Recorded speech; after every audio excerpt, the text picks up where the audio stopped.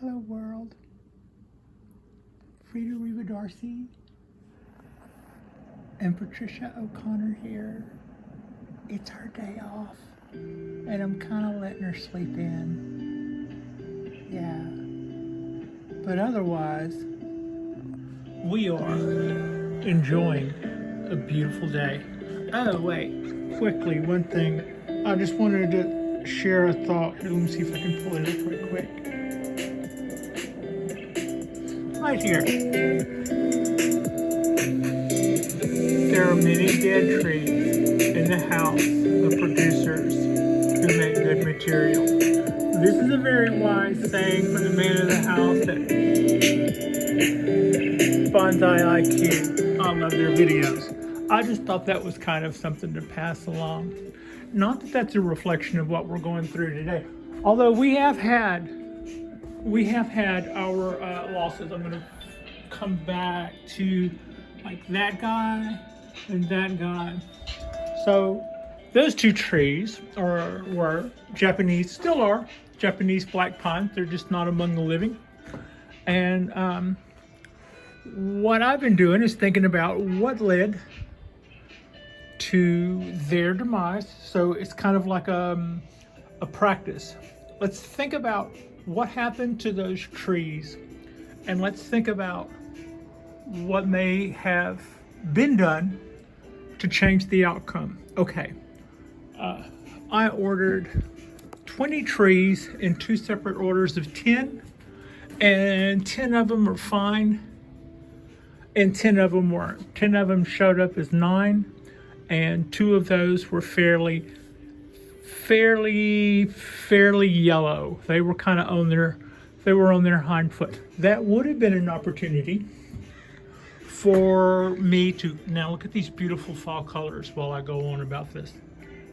That would have been a good opportunity to throw those 2 little pine trees off to the side, back off the light a little, monitor their watering especially well, and not try anything new, basically. So that's what I could have done if I wanted to try to have a better shot at those being living trees today.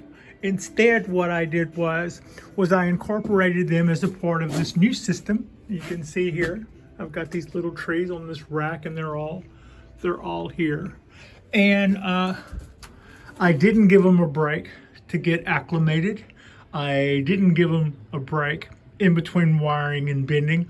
I just jumped in with them like a bored person who was looking for something to do, and they were my victims. And that's what happened. So this guy looks to be a little tired from its ordeal, as do these.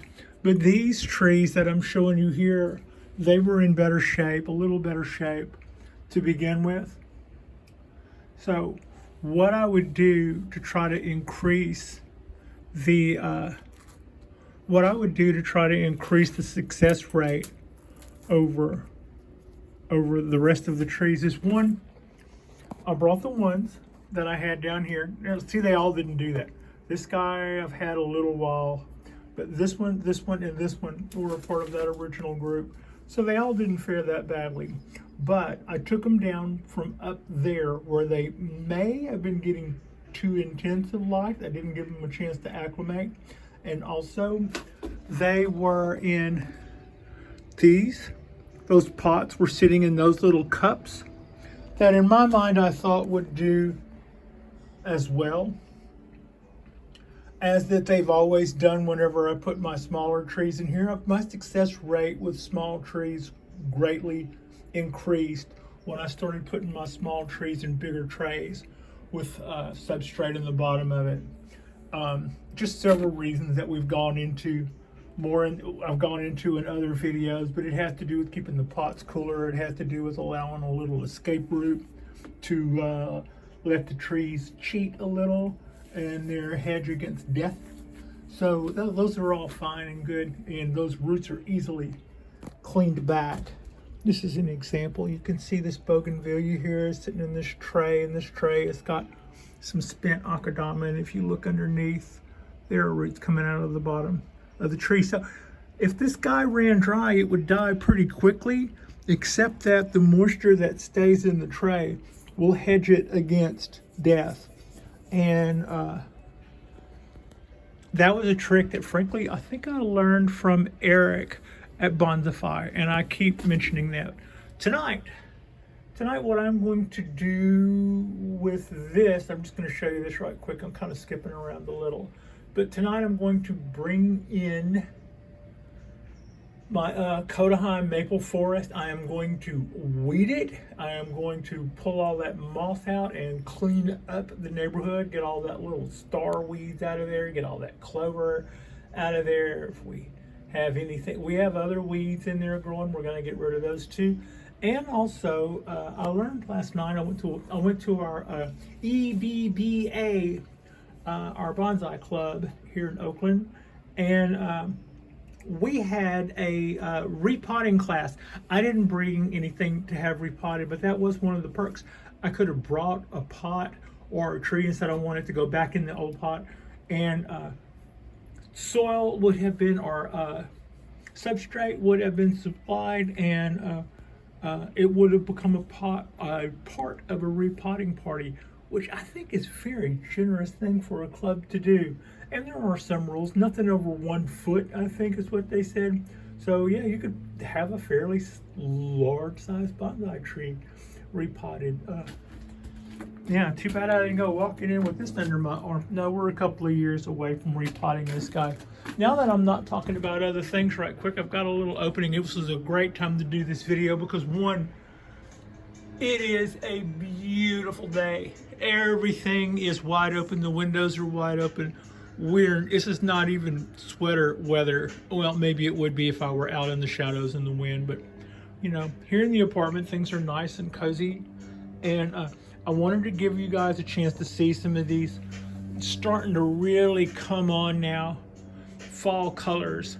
They're green and yellow and orange, kind of I suppose kind of a Van Gogh mix of colors, and I would expect this just to go redder and redder and redder until it becomes like a rusty iron look, and I'm really looking forward to seeing those colors.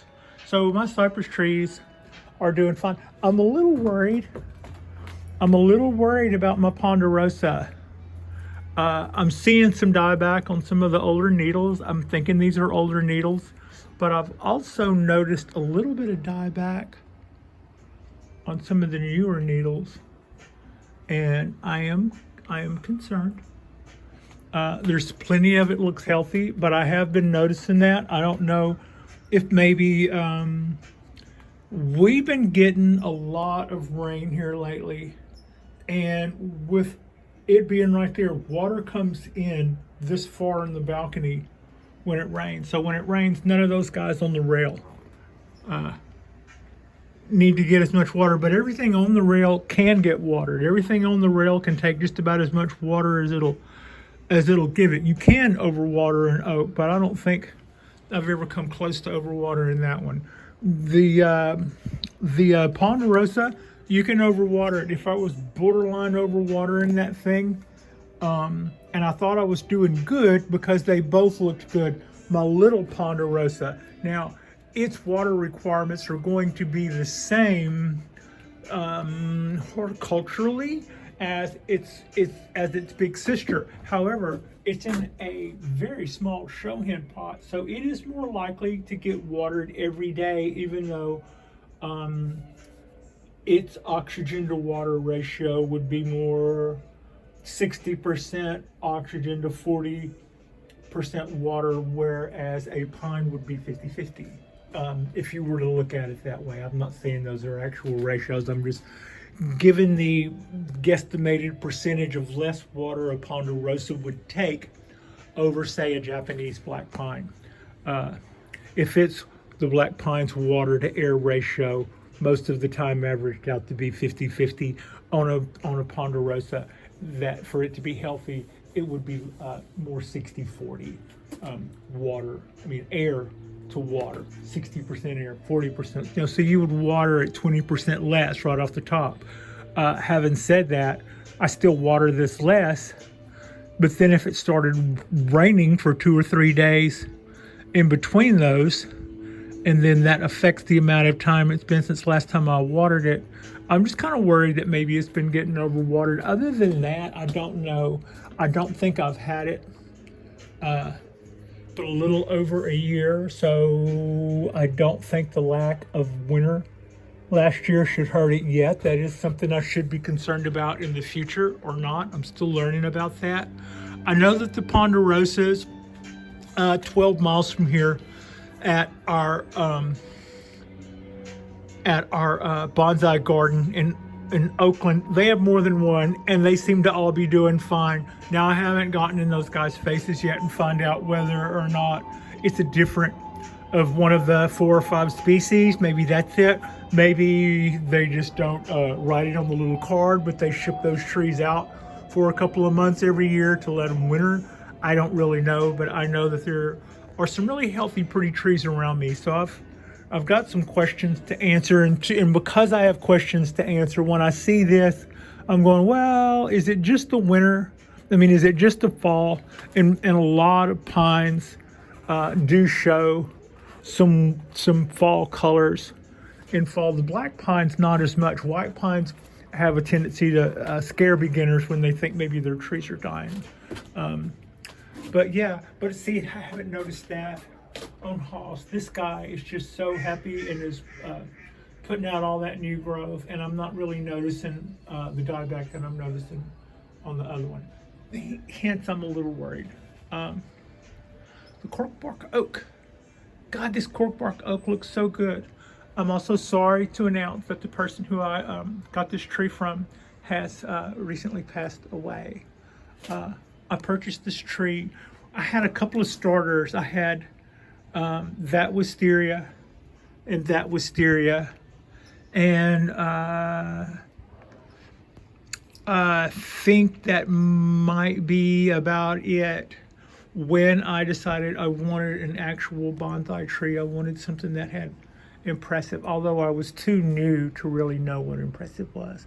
You know, sometimes when you first come into things, you're impressed by this, and as you grow and learn in your expertise, what it takes to impress you, you are maybe a little bit a little harder or a little bit better to judge, maybe. Anyway, what I loved about this was its girth and its size and its bark. What I didn't have enough sense to know was that it's straight. I mean, I did know. I just didn't really know that wasn't a big deal. I was still impressed by it and thought it was beautiful. Still do. Its name is Log.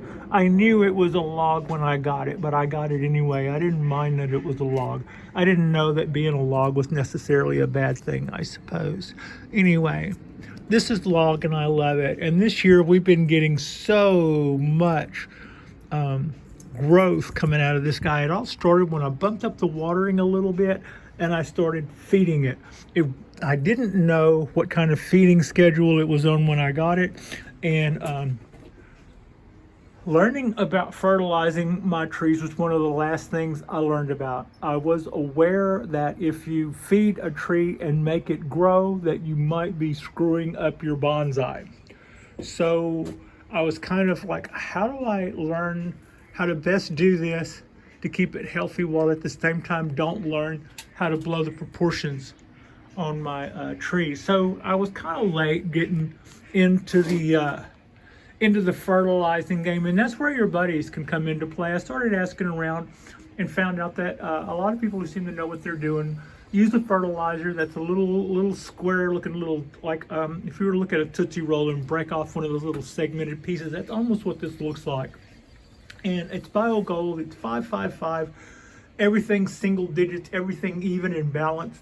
So you shouldn't get some enormous amount of stretching out of one particular part of your tree over another if you're using BioGold, but they're still going to be getting some good nutrients. There's a look at my coastal oak, and it is profusely busting out with the growth around the base. I've been letting that go a little longer, hoping to fatten up that base a little bit more by allowing that to happen, but I'm still going to cut that back before I have to cut back I still want to, when I cut that back, I want to be cutting back shoots, not branches. It has to do with how much it has to heal from that once done. So, yeah, that's a little quick look there. Tonight, like I said earlier, I'll be bringing in my Kodahan maple forest. Another thing I didn't talk about is I'm going to defoliate this tree. Last year, I didn't repot this tree or my other maple because everything that I had learned about when the tree goes dormant, I hadn't seen. We didn't get the kind of winter last year that really sent my trees into dormancy, and I didn't really, off the top of my head, know how to address that. So last night at the repotting party, I brought that up. That I had looked into that I was supposed to wait for my trees to go dormant, and last year our winter was so wimpy and pathetic that everything just kept budding out, and a lot of the green leaves never actually went away on the trees. And so what I was told was, when it gets time that it's fall into winter and other people start having their leaves fall, defoliate your tree. That puts it into what I was told is that puts it into winter mode. So that is what I will be doing tonight. Like I said, I'll be getting all that moss out of there, but I'll also be getting all the clovers and all the weeds, and I'll be defoliating these puppies so that we will be able to see what it is we have in the way of branches and structures and limbs and all that good stuff. So that's kind of tonight's project. Also, I will probably bring in something. Maybe one of these guys. I'll put some bend into one of these guys. Let's see. Here in the last couple of days, I put some motion into this little pine tree. People would wonder or maybe ask, or I saw somebody else, this is kind of someone else's influence on me. I'm not blaming it on someone else. I'm saying I saw somebody's videos and saw what they were doing with the trees, and I thought to myself, I want that. I want to learn to do that. So when I saw them address a question, what in nature causes a tree to do that?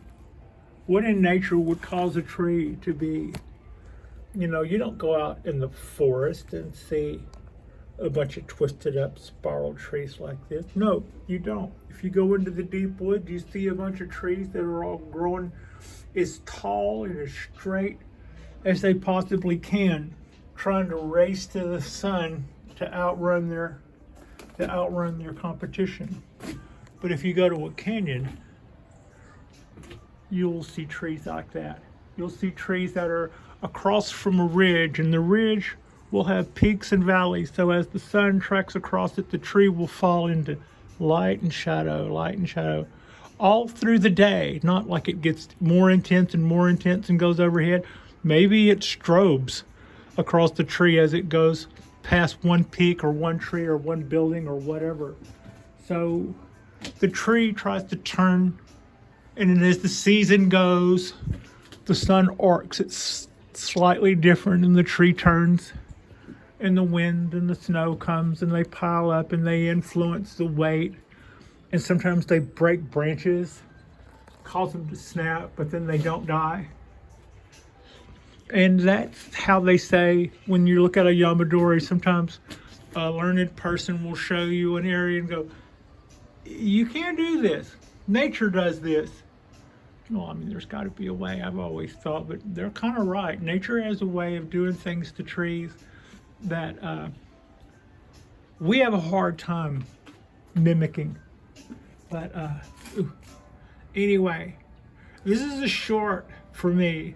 This week has been big. It's been a pretty busy work week, as well as we had a bonsai meeting last night at the EBBS, as I mentioned earlier, and that was very informative. This weekend is the Bonsai Expo in Oakland, and it is going to be really something. It is sponsored by Jonas and Eric, who are some local teachers in bonsai people debonair in the Bay Area. And this show should be fantastic. I have a weekend pass. I plan to do a walkthrough, camera on, and show all of you guys what it is I'm getting to see. There's also supposed to be a vending area. If you are learning about this event from because you're one of my buddies, there will be a limited amount of tickets on sale the day of. Otherwise, I think the pre-order side of that is sold out. Parking is limited. They ask that you commute. There is a place, I forgot where it was, that everybody is meeting at, and they will have shuttles. Personally, I'm probably gonna Uber. Yeah, a little undecided as to whether or not Frida goes with me. I think that she would probably like to get to go. I think that she would probably be worn out early. Those are my two thoughts. She would love it. She would probably want to go home after an hour. So I haven't decided yet whether or not, I haven't really decided yet how we're going to do that. We're going to wait and see how that goes. Yeah, but golly, look at those colors. That's kind of an example of what I'm talking about in the really rusty metal color. It gets darker than this too. It gets a darker red. Yeah. Like and subscribe if you guys haven't already. We've got a few more good things coming up. I did make a few short videos of last night's meeting. I didn't want to go taping anything while people who were just volunteering their time don't necessarily want to be stars of videos. So I did little 10-second drops of lessons on potting or lessons on this or on that. Those can make for shorts. I'll probably drop some of those. And then the Bonsai Expo at the Bridge Yard, that is going to be a worthwhile drop. I'm looking forward to that. I may do both days. I may make a video out of both days. I haven't really figured out the format yet. I'm just gonna go in there camera blazing and see what I get, but I'm really looking forward to it. I could probably move that bottle of Febreze now. It's not really product placement, and it's actually what I keep neem in, but I haven't been neeming anything for a minute, so we can just probably put that someplace cleaner. Anyway, like and subscribe if you cats haven't already. Our next drop, we will be making several videos this weekend. I will probably set up a camera and do the cleanup of what I kind of call the back lot, which is those 18 Kodaheim maples. We'll be doing that tonight. I'll probably tape it in BS while I'm doing that. It's nice to have y'all along and have somebody to talk to.